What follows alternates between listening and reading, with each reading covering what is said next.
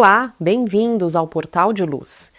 A perda de alguém que nós amamos é sempre um desafio, até mesmo para quem crê na vida após a morte, porque ficamos sem o convívio amoroso com aquela pessoa, sentindo um grande vazio, mesmo que nós estejamos confortados pela crença na continuidade da vida após a morte. Que dirá para aqueles que ainda não acreditam nessa possibilidade. Mas o luto, independente das crenças pessoais de cada um, merece atenção e acolhimento. Nós vamos falar sobre isso no programa de hoje, inspirados num artigo do geriatra da AME Brasil, o Dr. Luiz Gustavo Mariotti. Mas antes nós vamos ouvir juntos por Chico Xavier. Deus de eterna bondade, em prece de louvor entrego-te minha alma. Sê bendito, meu Pai, por todos os recursos, ferramentas, processos e medidas dos quais te utilizaste, a fim de que eu perceba que tudo devo a ti. Agradeço-te, pois, o tesouro da vida, a presença do amor, a constância do tempo, o sustento da fé, o calor da esperança que me acena ao porvir, o santo privilégio de servir, o pensamento reto que me faz discernir o que é mal e o que é bem, na clara obrigação de nunca desprezar ou de ferir alguém. Agradeço-te ainda a visão das estrelas, a esmaltarem de glória o lar celeste, as flores do caminho, os braços que me amparam e os gestos de carinho dos corações queridos que me deste. Por tudo te agradeço, e quando te aprover despojar-me dos bens com que me exaltas, ensina-me, Senhor, a devolver tudo que me emprestaste. Mas por piedade, ó Pai, deixa-me em tudo, por apoio e dever, a bênção de aceitar e o dom de compreender. Recentemente, o Dr. Luiz Gustavo Mariotti, médico geriatra com atuação em medicina paliativa e coordenador do Departamento de Cuidados Paliativos da Associação Médico Espírita do Brasil, trouxe uma história verdadeira e muito comovente para relatar na Folha Espírita. Ele contou sobre uma equipe de cuidados paliativos que havia cuidado de um jovem de 18 anos de idade com uma doença oncohematológica muito grave. O rapaz tinha passado por simplesmente 8 diferentes linhas de tratamento, mas ainda assim passou a apresentar piora da doença. Ele, inclusive, passou o último ano de sua vida longe da cidade em que morava, longe dos amigos, porque ele e os seus pais se mudaram para outro estado para conseguir fazer os tratamentos. Houve períodos em que ele ficou bem, mais ativo, com mais energia, fez os seus hobbies, aproveitou todo o tempo possível para ler, para ver filmes, para passear. E os seus pais aproveitaram esse período também para aprender a ressignificar muitas coisas nas suas vidas. Certo dia, o pai do jovem falou assim para o médico: "Eu jamais desejaria nem ao meu pior inimigo que ele atravessasse um período de tanta dor como o que eu estou passando." E era, na verdade, frequente que os pais trouxessem para a equipe médica desabafos como esses. Ele não merecia passar por isso. Há pessoas tão más nessa vida e bem ele, que era tão bom. Eu gostaria que essa doença pudesse ter atingido a mim ao invés dele. E assim por diante. Nas suas últimas semanas de vida, a percepção da finitude foi ficando mais clara, mais evidente, e a busca por explicações existenciais foi aumentando. E os pais continuavam a se perguntar: por que tudo isso? E certo dia os pais perguntaram a um dos médicos qual era a religião dele, porque eles e o filho eram católicos, mas os pais eram abertos a outras crenças. E o médico respondeu que era espírita.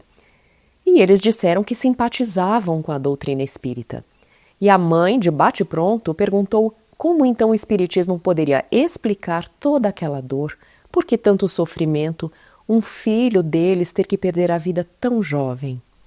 E de forma muito cautelosa o médico explicou que o Espiritismo entendia Deus como um pai amoroso, uma inteligência que possuía amor incondicional por todos nós, uma justiça plena para com todos os seus filhos por igual.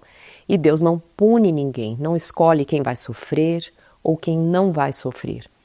E, portanto, as doenças seriam sempre uma oportunidade de aprendizado quando vivenciadas com resignação, com fé, e que elas, as doenças, apareciam sempre com uma finalidade útil de ajustamento do nosso comportamento perante as leis de Deus, segundo ações que tivéssemos realizado no pretérito.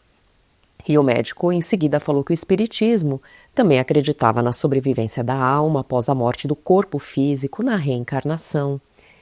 E, enfim, que voltaríamos após a morte para uma outra pátria, onde familiares já falecidos talvez pudessem estar presentes para nos ajudar no processo de adaptação a essa nova realidade. E assim, aos poucos, a conversa foi buscando esclarecer aquela família que tanto sofria. Mas o fato é que o luto é sempre muito difícil para todos nós, muitas vezes até mesmo para quem já possui a crença no Espiritismo. E, para completar essa situação difícil, há uma cultura fortemente estabelecida na nossa sociedade de não se falar sobre a morte de forma clara, como se fosse algo que fosse melhor ser evitado de se conversar, como se fosse algo desconfortável, que sempre fosse melhor ser evitado. E quantas famílias nós vemos, por exemplo, que ao perderem um parente, simplesmente não falam sobre o assunto, não contam a verdade para os filhos menores, porque não querem provocar um sofrimento. Sendo que quanto mais transparentes, ainda que com muita doçura, com delicadeza, nós fôssemos ao conversar com as nossas crianças nesses momentos, mais cedo nós evitaríamos dificuldades no futuro delas. Porque afinal todos nós vamos morrer e abandonar esse corpo físico. E o ser que vive consciente da finitude do corpo físico pode conseguir mais facilmente vencer apegos, vaidades desnecessárias, consumos de prazeres efêmeros, porque passa a se sentir mais consciente e responsável pelas escolhas no tempo em que está aqui encarnado. Talvez até os processos de luto também fossem um pouco menos dolorosos, caso nós pudéssemos fortalecer e vivenciar a nossa crença na vida após a morte. Hoje, de acordo com a reação de cada um de nós diante dessa perda de alguém que amamos, nós podemos encontrar processos de luto extremamente dolorosos, prolongados e complexos. A cada 100 mortes, 25% das pessoas vão desenvolver complicações no processo de luto, e o Dr. Luiz Gustavo nos deu alguns exemplos na Folha Espírita. Transtorno do luto complicado, suicídio, rupturas familiares e sociais, alterações comportamentais, perda de emprego, entre tantos outros. O apoio profissional nessa fase pode ser necessário, pode ser até crucial para evitar a deterioração da saúde daquela pessoa de luto, a reduzir também remédios sedativos quando estão sendo usados, menos preocupação com a pessoa que já morreu, menos sentimentos de culpa. O Dr. Luiz Gustavo, no seu artigo para a Folha Espírita, lembrou que o respeito ao luto é importante. E alguma prática religiosa ou busca por espiritualidade, que pode ser aquela que cada um se sente particularmente mais acolhido, sempre será uma luz que vai trazer conforto e resignação. O luto, a qualquer momento e em qualquer história de vida, deve ser vivenciado respeitando-se as condições e as crenças de cada um. O artigo completo do Dr. Luiz Gustavo pode ser encontrado no site da Folha Espírita para aqueles que quiserem acessar.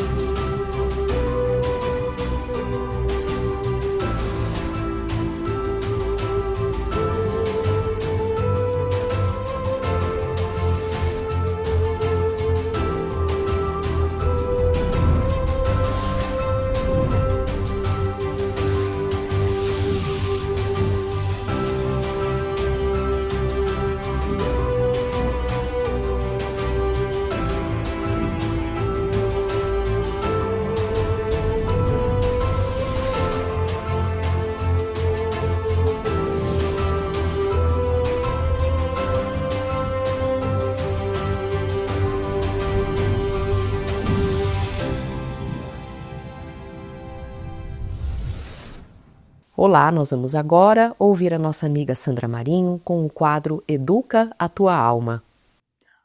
Olá, queridos amigos, queridas amigas.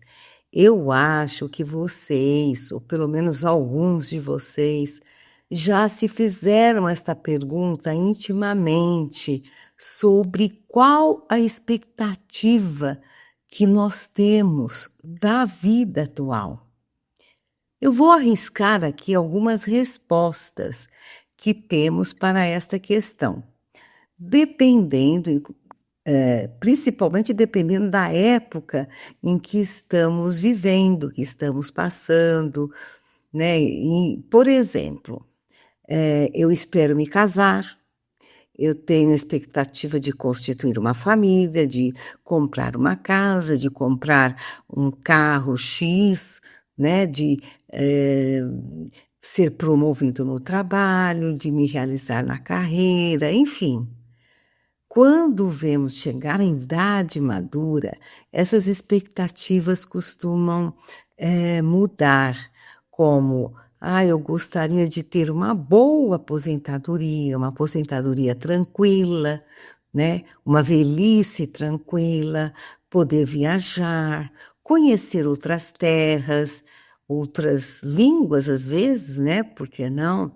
Enfim, talvez até os mais jovens, né, sonham com liberdade, também com viagem, também conhecer novas culturas, enfim.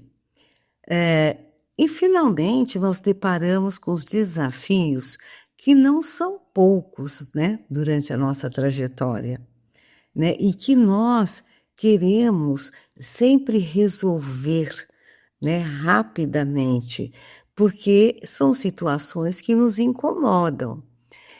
E mesmo até ignorar essas situações é uma expectativa, né, de vida para alguns. Como, por exemplo, eu não vou esquentar a minha expectativa voltada só para mim. Então, eu não enfrento os problemas, deixo passar ou deixo para alguém resolver. Existem pessoas que escolhem viver com esta expectativa de não esquentar a cabeça. Percebam que, de acordo com estes exemplos, que refletem as atitudes mais comuns, associamos o que queremos da vida com o que precisamos ter ou conseguir naquele momento.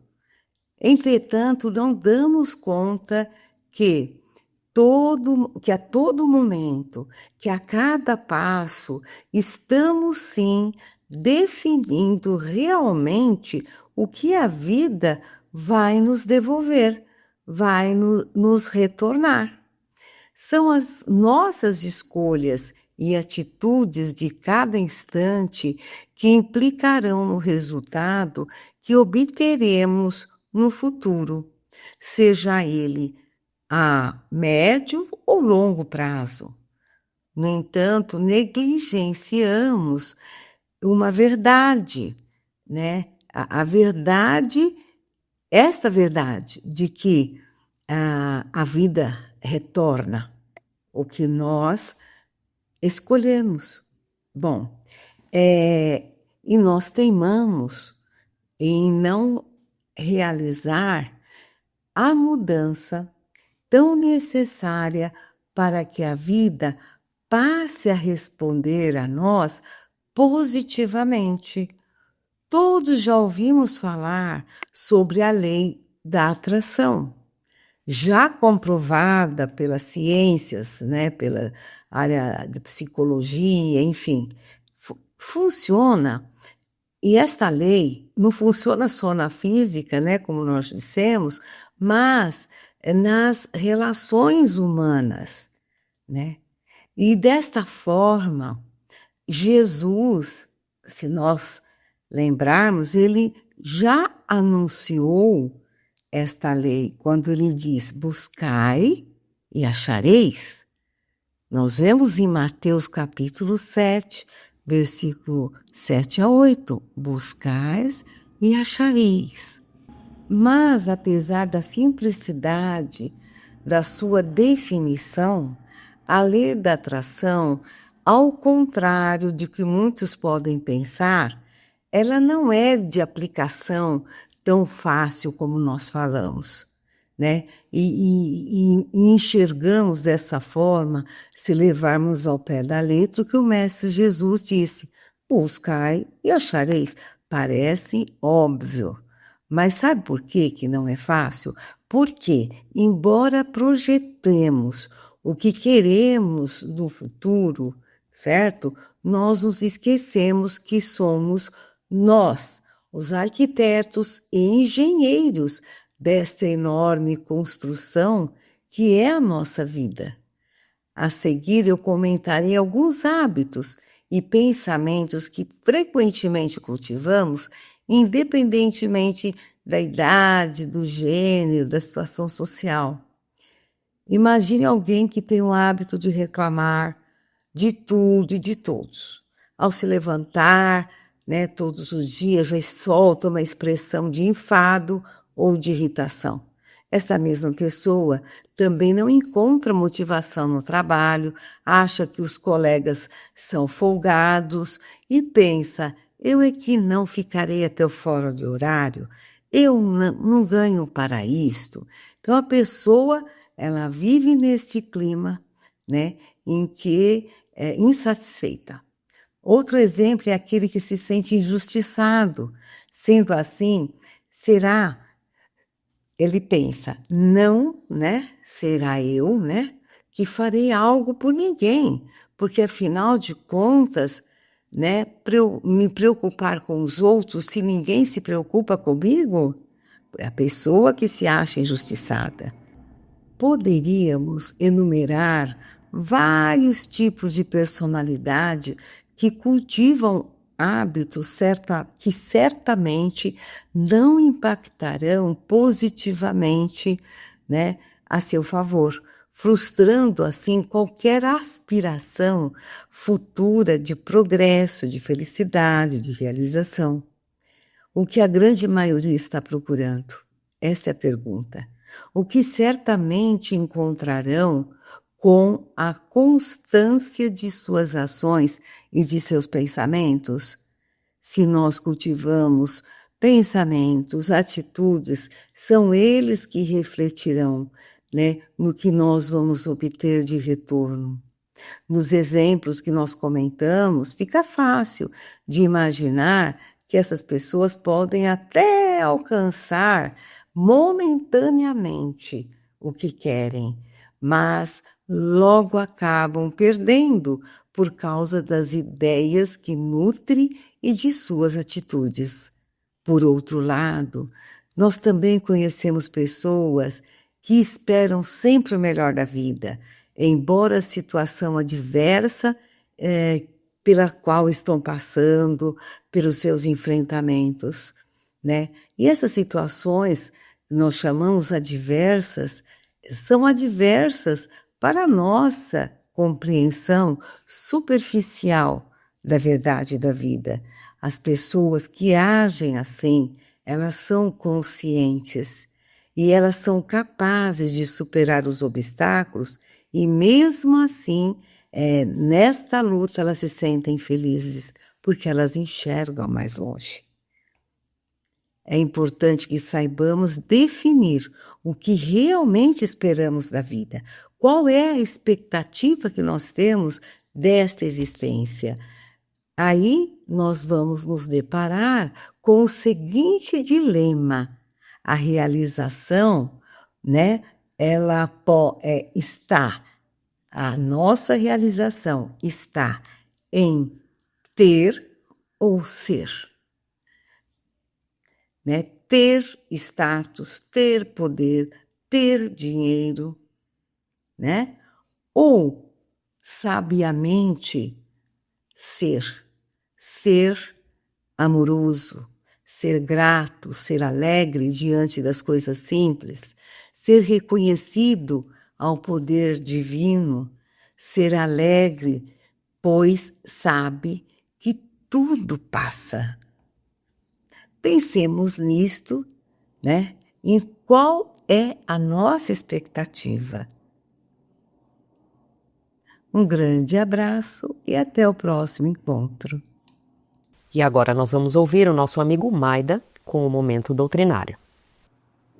Amigas e amigos, como é muito bom estarmos juntos em mais um Momento Doutrinário.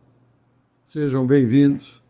Hoje convidamos a todos para refletirmos sobre o tema corpo espiritual, o qual consta no livro Evolução em Dois Mundos, psicografia de Chico Xavier, onde o espírito André Luiz, na primeira parte, capítulo 2, ensina-nos sobre o corpo espiritual ou perispírito, dizendo: para definirmos de alguma sorte o corpo espiritual, é preciso considerar, antes de tudo, que ele não é reflexo do corpo físico, porque, na realidade, é o corpo físico que o reflete, tanto quanto o corpo espiritual retrata em si o corpo mental que lhe preside a formação. E André Luiz, antes de aprofundar no corpo espiritual, esclarece-nos que o corpo mental, assinalado experimentalmente por diversos estudiosos, é o envoltório sutil da mente e que por agora não pode definir com mais amplitude de conceituação, além daquela em que tem sido apresentado pelos pesquisadores encarnados, e isto por falta de tecnologia adequada no dicionário terrestre. Do ponto de vista da constituição e função, em que se caracteriza na esfera imediata ao trabalho do homem após a morte, é o corpo espiritual, o veículo físico por excelência, com sua estrutura eletromagnética algo modificado no que tange aos fenômenos genéticos e nutritivos, de acordo, porém, com as aquisições da mente, o espírito que o maneja. Todas as alterações que apresenta depois do estágio berço-túmulo verificam-se na base da conduta espiritual da criatura, que se despede do arcabouço terrestre para continuar a jornada evolutiva nos domínios da experiência. Claro está, portanto, que é ele santuário vivo em que a consciência imortal prossegue em manifestação incessante além do sepulcro, formação sutil, urdida de recursos dinâmicos, extremamente porosa e plástica, em cuja tessitura as células, em outra faixa vibratória, à face do sistema de permuta visceralmente renovado, se distribuem mais ou menos à afeição das partículas coloides, que são muito pequenas, com diâmetro entre 1 a E1000 nanômetros, que formam coloides, um tipo de dispersão heterogênea que aparenta ser homogênea à primeira vista, devido ao seu pequeno tamanho.